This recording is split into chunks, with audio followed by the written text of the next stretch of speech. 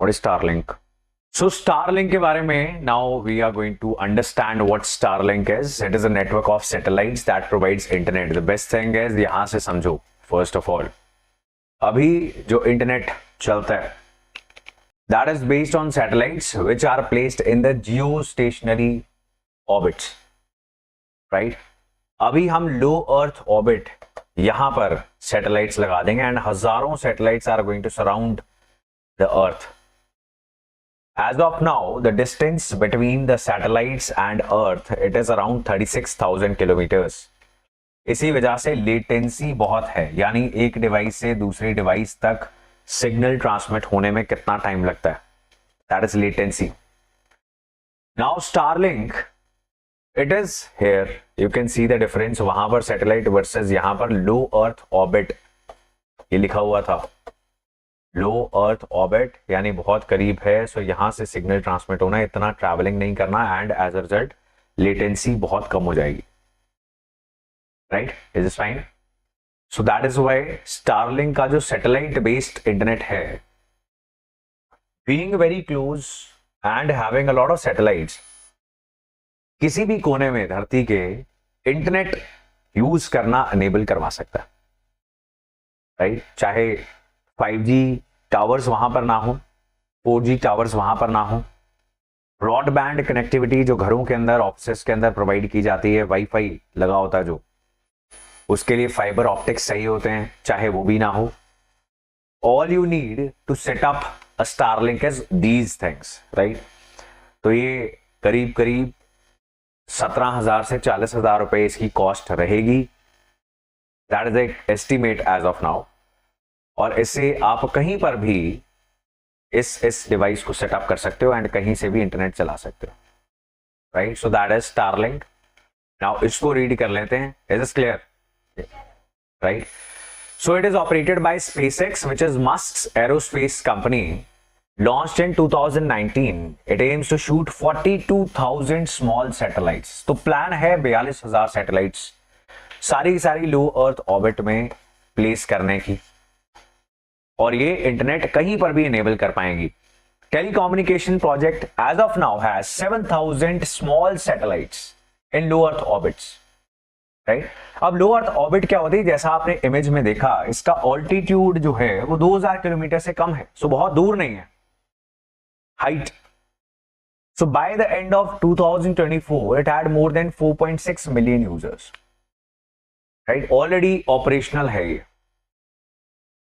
Already ये operational है.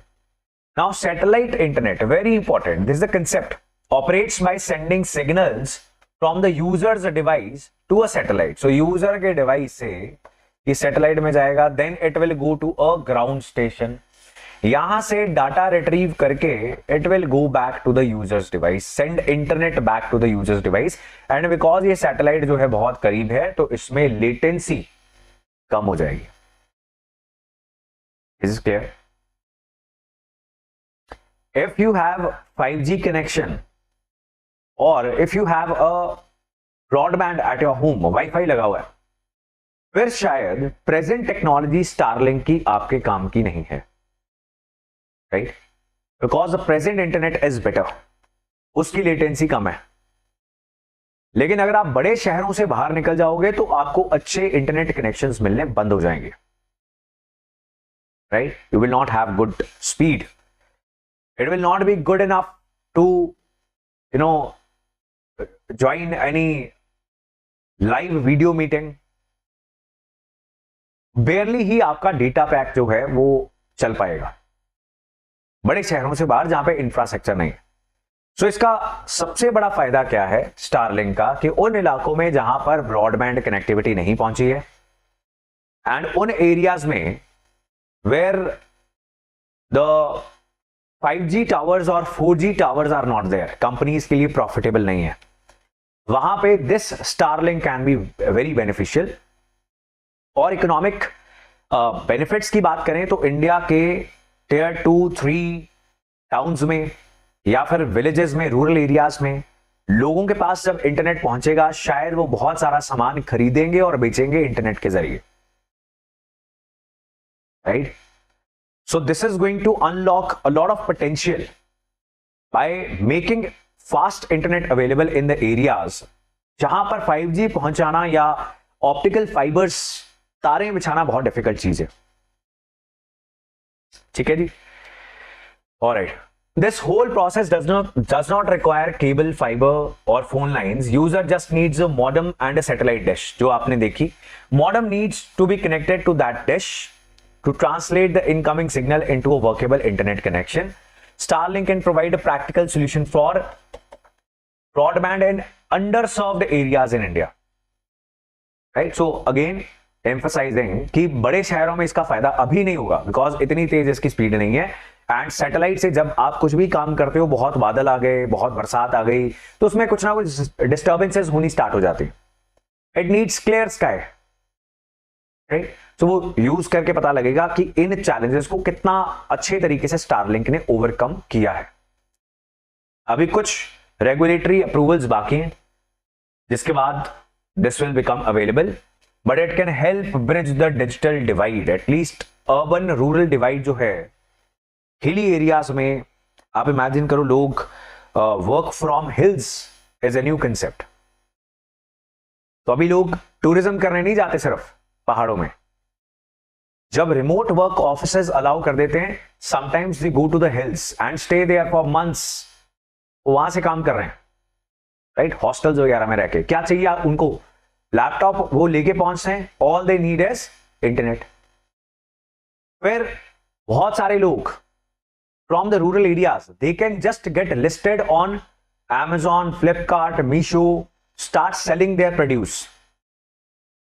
Right? So internet इतना ज्यादा पोटेंशियल रखता है कि पूरी इकोनॉमी को हिला सकता है. बट क्या ये अफोर्डेबल है? That is the question. 40,000 रुपए का अगर डिवाइस पड़ेगा स्टार्टिंग में, और हम बोल रहे हैं शहरों में इसकी जरूरत नहीं है, छोटे शहर या कस्बा या गांव में क्या लोग अफोर्ड कर पाएंगे? 20,000, 30,000, 40,000, जो मर्जी इसका एस्टिमेट हो. सो that is another challenge. So this is for your understanding. And आज के ही न्यूज़पेपर में स्टारलिंक के ऊपर भी एक लंबी चौड़ी गाथा है. What we have discussed, it has been again explained.